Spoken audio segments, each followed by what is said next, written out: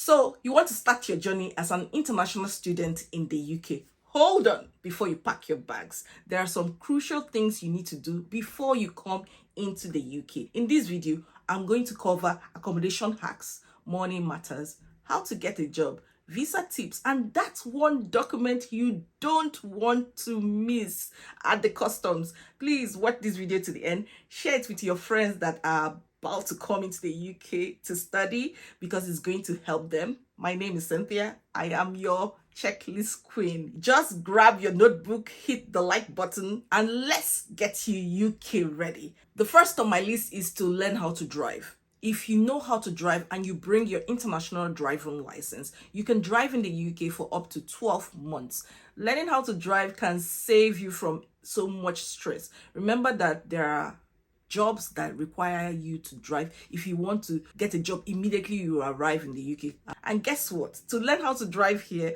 can cost between 30 to 45 pounds an hour. Second, learn some valuable skills. Somebody asked me, what skills do you think I should have before coming to the UK? I would say braiding, cutting hair, web design, anything that would help you work flexibly. You know what I mean?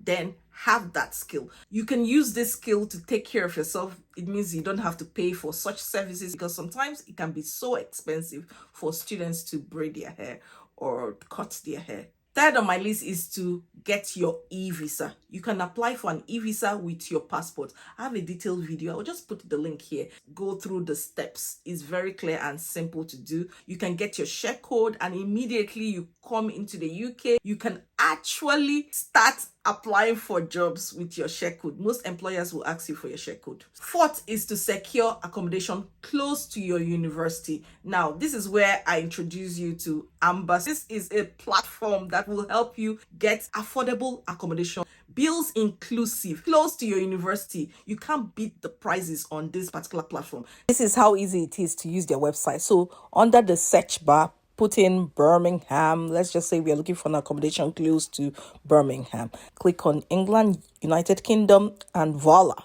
54 places, guys, and look at the prices. You can't beat these prices. Seriously, you should try this. They are located in more than 800 universities all over the world, 250 plus global cities. Their website is so easy to navigate and they offer instant and easy bookings. It takes just 3 steps for you to get the lowest prices guaranteed. They give 20% cashback if you use their app, £50 cashback if you refer a friend. Now use my link to enjoy other discounts related to this particular platform. Why not use Amber today?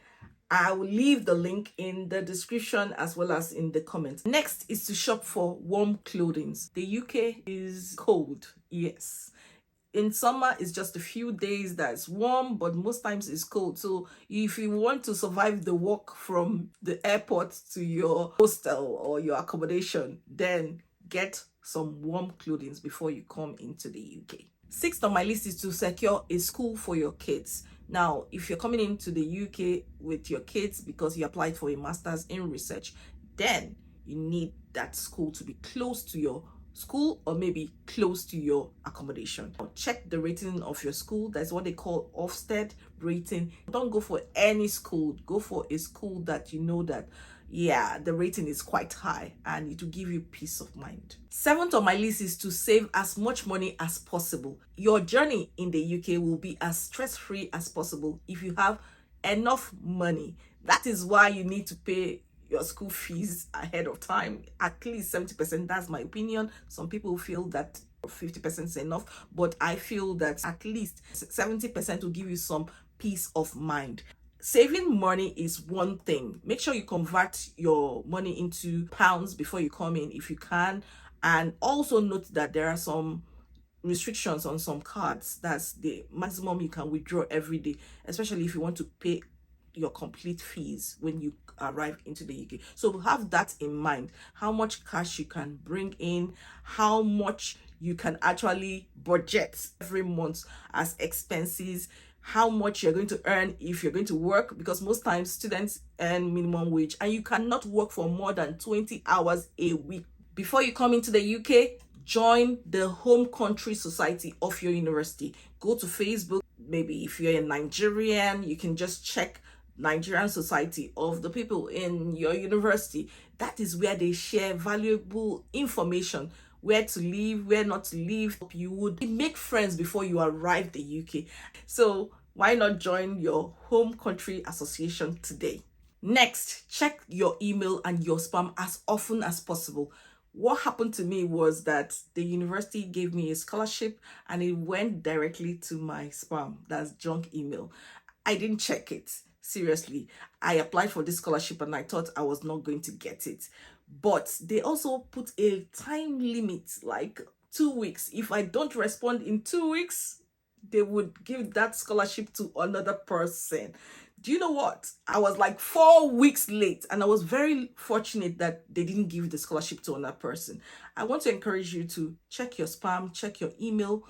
The university would send you updates from time to time, things about your induction, how you have to prepare if you're coming to school, the do's and don'ts. Please check your spam. You might go there so that you don't miss important opportunities. Number 9 on my list is to carry out certifications and trainings that will boost your employability. Sometimes they might ask you for some certifications. If you want to do care, I don't encourage people to go into care, but if you want to do care, it will be reasonable for you to carry out some care certifications before you come in. These are online trainings and they're straight to the point. If you want to get involved with AI or something like that, there are some online trainings in Udemy, LinkedIn, data analyst. Just go ahead and do them before you come into the UK. It would help you in securing a job. Study the UK map, guys. Study all the neighboring cities around that particular city you want to live in. You might find out that the city you want to live in is quite expensive and it might be cheaper to shuttle from a nearby city that is just 20 minutes away or 15 minutes away. You can choose that option. Register on temporary university job sites. An example is Unitems.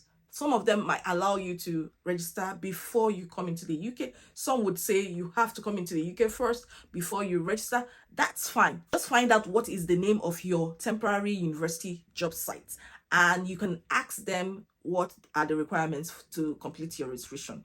Things like this could facilitate getting a job as soon as you arrive in the UK. Shop for food stuff, hair care, skin care, anything that has to do with medication. Just make sure you bring them while you're coming into the UK because it might take a while for the NHS to give you a number, which would mean you meeting your doctor and then prescribing medications for you. So just prepare yourself ahead of time. Remember that you need to wrap whatever you have over and over again so that it does not smell, and label it appropriately so that once they open your bag and they are going through things, they can easily understand this is your egusi, this is your beans, this is your, I don't know, whatever you're going to bring in with you because you want to save money.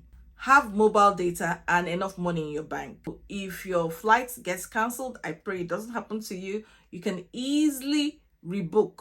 That is why I'm also going to share with you about Sim Local. I'll put the link to it in the description box. It could be difficult for you to have access to your email, text messages, and other things that might help you adapt in the UK. So if you move into the UK for the first time and you are struggling to settle into the UK, you might need data. And that is why you need to choose Sim Local. Sim Local is an eSIM which you can use to have access to the internet once you relocate into the UK. They are connected with 3 and other telecommunications companies in the UK. I'll put the link in the description so that you can start immediately.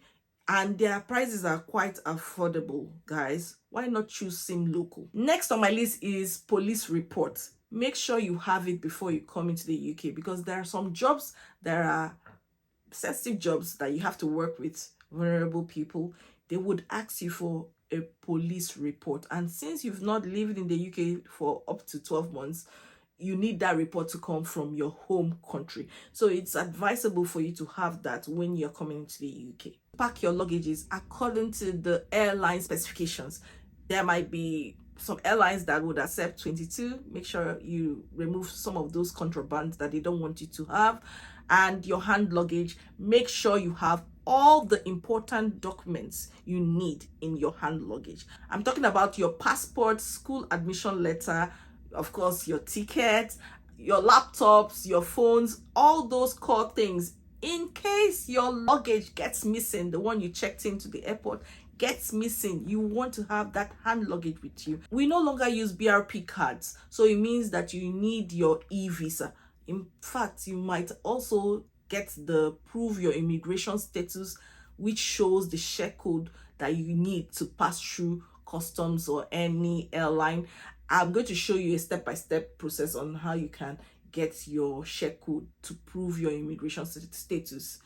Just check out this link here. Make sure you apply for your ATAS, which is the Academic Technology Approval Scheme, way ahead of time, because this has caused a lot of delays for so many people. Now, that is something that you need if you're a graduate student that wants to carry out research, or maybe an MSc in the UK or PhD in the UK. They would ask you for an ATAS if you want to get a visa approval. So if you plan ahead of time, there'll be no delays in processing your visa. Plan ahead for your tuberculosis test.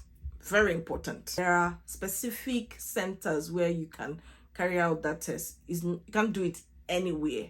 There are just specific places that are recognized by the visa application center. So use that particular place. Next on my list is to download the Lenfi app.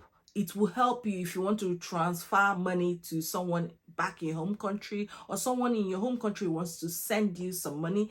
It was such an easy process for me to use. I use it a lot, seriously.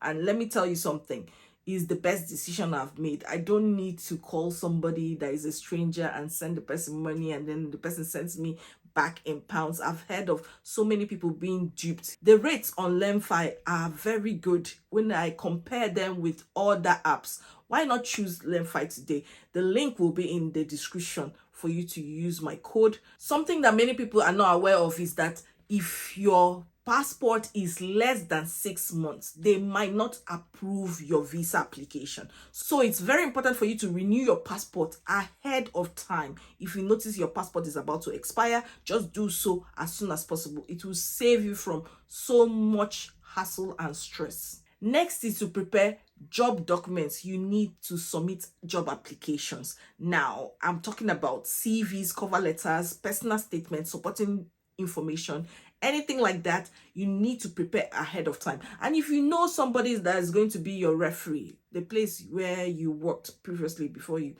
decided to come into the UK, then you need to contact those people and tell them way ahead of time to check their emails from time to time, because if you use them as your professional reference, then they have to respond as soon as possible. If not, you might lose that job opportunity. So if you prepare ahead of time, you would not have any hassle. You will not have any stress at all when it comes to getting a job.